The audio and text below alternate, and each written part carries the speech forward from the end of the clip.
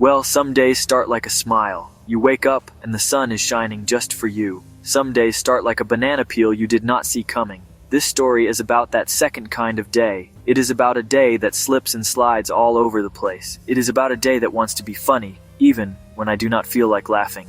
This is not a sad day, not at all. It is a silly day. It is a day that just keeps saying, oops, over and over again. Okay, I wake up to my alarm. It is loud and means business. I hit the snooze button. I hit it again, just for good measure. The clock on the wall says I should probably get up now. My brain, however, says 5 more minutes will solve all my problems. I decide to listen to my brain. I roll over to get more comfortable. I roll right off the edge of the bed. The floor meets me much faster than I expected. I am fine. The rug is soft and cushioned my fall. The rug is now also my hat. It just landed perfectly on my head. I stand up, a little surprised. The rug stays on my head, draped over my shoulders like a shaggy cape. I catch a glimpse of myself in the mirror. I look like some kind of fuzzy, gentle giant from a storybook. I cannot help it. I start to laugh. A deep, silly laugh that shakes my whole body. The day seems to laugh right back at me. Okay, day, you want to play? Let's play. I take off my new rug hat and decide to face the kitchen. I have a feeling it is not going to be any easier in there. In the kitchen, I want coffee. That is my first goal. Coffee wants its freedom, apparently. I grab the pot and start to pour it like a champion. I am focused. I am ready. But the coffee pours like a wild waterfall. The cup is not under the stream. The stream is going directly onto the counter. It runs across the white surface like a tiny brown river. It flows right to the edge and starts dripping onto my sleeve. My sleeve says, "Ah." I just stand there for a second, watching the little river I created. My cat, a very serious animal, walks into the kitchen. The cat sees the river of coffee on the counter.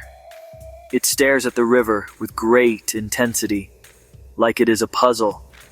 Then, the cat taps the coffee puddle with one delicate paw. Now the cat has a little coffee sock.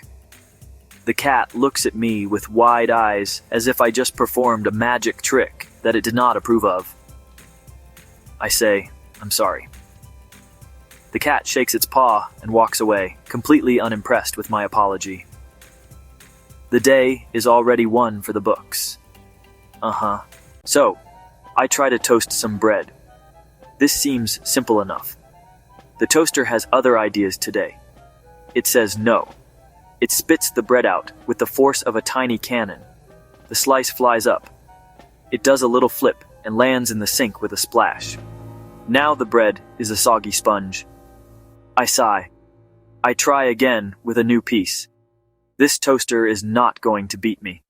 The toaster wins again. The second slice shoots out just as fast. This time I am ready. I try to catch it. I catch it with my face, right on the cheek. I guess I am the plate now. I stand there for a moment, holding the warm toast against my skin. Well, at least it did not go in the sink. I take a bite. It is not bad if you like the taste of surprise and a little bit of defeat. I decide to skip the rest of breakfast. The kitchen has won this round. I get dressed in a hurry. The shirt goes on backward. The tag is tickling my throat, but I do not notice it yet. I put on my shoes. I bend down and tie one shoelace, nice and tight. I tie the other one, feeling very efficient. I tied it to the leg of the dining room chair. I do not know that yet, either. I stand up straight and try to walk toward the door with confidence. The chair comes with me. The chair scrapes along the floor, saying, "Hey, we are going as a team today." I stop and look back. The chair is attached to my foot. I nod slowly. Okay. I untie my new friend.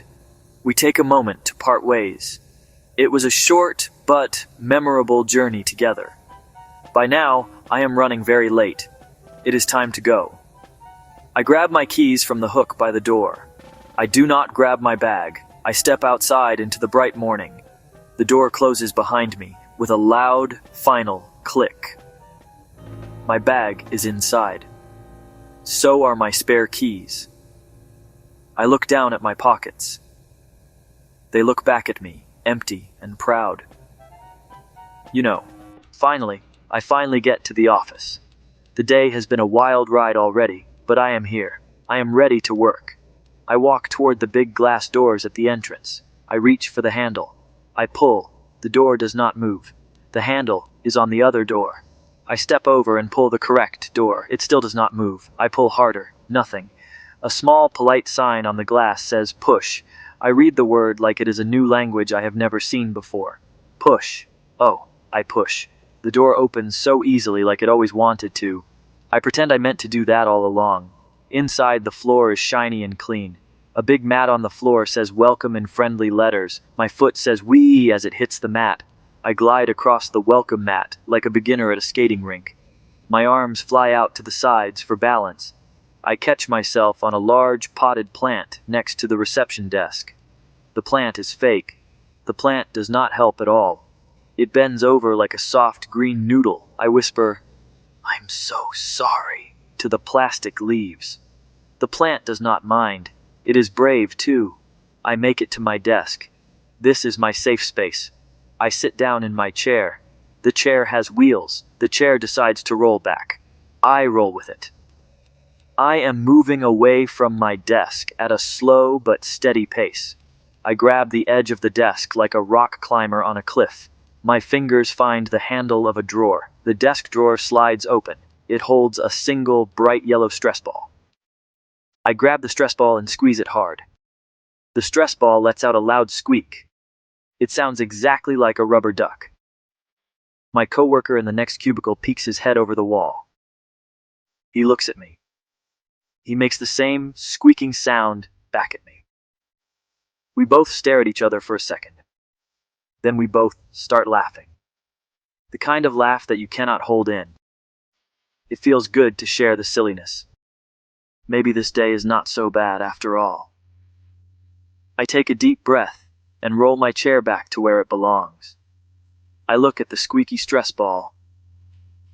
We are going to be good friends today. Yeah.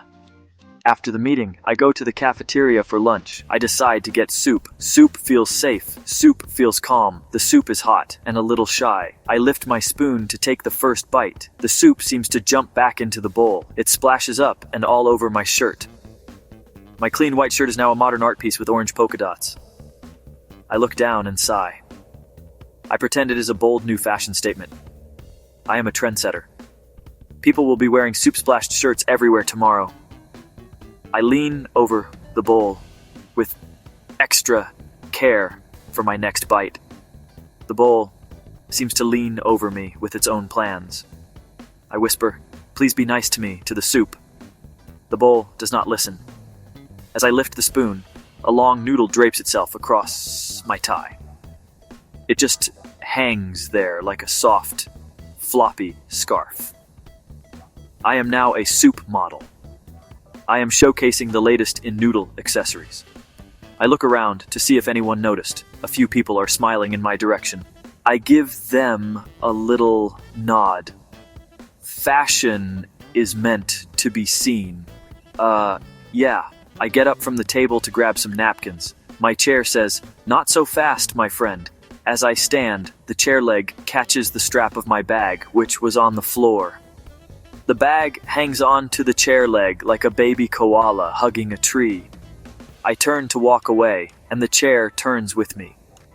We are dancing again, the chair and I. A slow, awkward dance in the middle of the cafeteria. A kind worker sees my struggle and helps untangle the hug between my bag and the chair. I say thank you many, many times. The worker smiles and hands me a whole stack of extra napkins. I take them like a medal of honor. I have survived the great soup battle of lunch. I walk back to my table holding my napkins like a trophy. I clean my shirt. I clean my tie. I finish my soup, eating it very, very slowly. Every bite is a victory.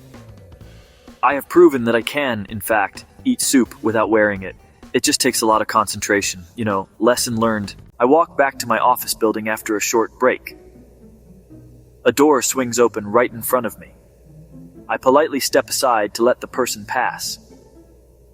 I step straight into a small, soft trash bag that was waiting by the hallway to be picked up. The bag gives my ankle a gentle kiss. It sticks to my leg like a friendly jellyfish. I shake my leg to get it off. The bag shakes back, happily. We look like two friends doing a silly dance at the beach. I finally free myself and give a little bow to the trash bag. The bag bows back to gravity and falls to the floor. In the afternoon, I start to feel better. The sun has moved across the sky. The office is quiet. The day seems calm for once. I take a deep breath and feel my shoulders relax. I spin my chair once. Just a little spin for fun. The chair loves the spin. It seems to want more. So we do a second spin, a little faster this time. The chair hits the corner of my desk. The desk shakes. A pen on the edge of the desk rolls off like a brave explorer stepping off a cliff. I try to catch it midair. My hand misses the pen, but the pen does not miss my hand. The tip of the pen marks my skin as it falls. It gives me a brand new tattoo, a short blue squiggly line. I look at my new ink. It says, "Ink happens." I smile and accept the art. It is a souvenir from my adventurous day, a permanent reminder of my battle with a spinning chair. I leave the pen on the floor for a moment. It has earned a rest. I pick it up and place it safely in a drawer. I try to take a sip of water from my bottle. I unscrew the cap. The cap decides it wants to go on an adventure too. It falls from my fingers and rolls under the desk. I get on my hands and knees to reach for it. My chair, seeing its chance, rolls away from me again. I stretch my arm further, becoming a long, slow plank under my desk. As I stretch, my other hand bumps the water bottle. The bottle tips over and spills a small, cool river on the floor. I look at the little puddle and think, here we go again. The workday is finally over. The day is getting quiet and soft. I pack my things very carefully. I make sure my keys are with me this time. I make sure my bag is with me this time. I do a double check. Keys? Yes. Bag? Yes. I take a last sip of water. The cap stays on this time. We are growing and learning together, me and the cap.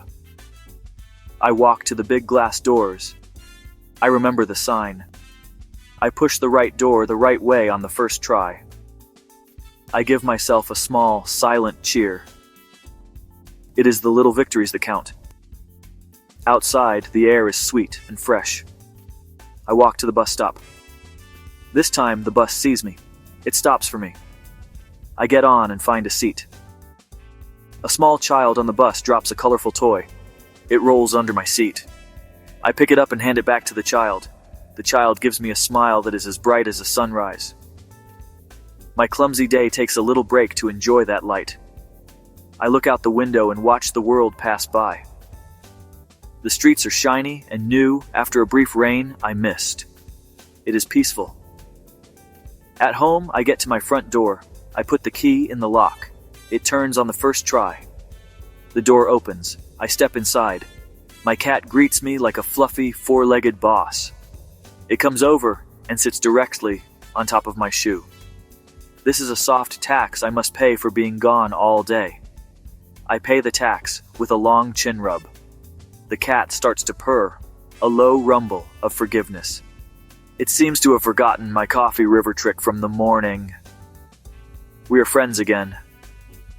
The house feels calm. I decide to cook dinner. I am going to make pancakes. I mix the batter. I pour it into the pan. I try to flip the first pancake with a flick of my wrist. The pancake tries to flip me instead. It flies up. It does a somersault. It lands perfectly on the floor. The floor says, "Thank you." I make another one. This time the pancake stays in the pan. I cheer quietly. I do not let the success go to my head. I let it go onto my plate, where it belongs. I sit on the couch with my plate of one successful pancake. The couch is deep and kind. It welcomes me home. I take a bite. The pancake is sweet and warm and calm. I feel myself relax for the first time all day. I lean my head back and watch the ceiling fan spin in slow, lazy circles. It is quiet. It is peaceful. Then I hear a small thump from the other side of the room. My cat is doing parkour on the living room shelves. It is leaping from one shelf to the next like a little acrobat. I watch, half amused and half nervous. I say, "Be safe over there." The cat looks at me with its big eyes. The eyes say, "No promises." It crouches down, preparing for another jump. It accidentally nudges a book with its tail. The book slides to the very edge of the shelf, then stops. The cat sits down and looks very proud of itself, as if stopping the book was its plan all along. I clap softly. The cat seems to take a little bow. We are a two-person, one-cat circus. I think about the whole day while I finish my pancake. It started with a rug hat. That feels like a week ago. It moved on to coffee rivers, flying toast, dancing with a chair.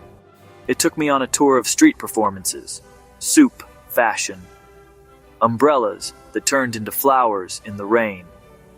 It gave me a new pen tattoo and a friendly hug from a puddle. It made me laugh, and it made other people laugh too.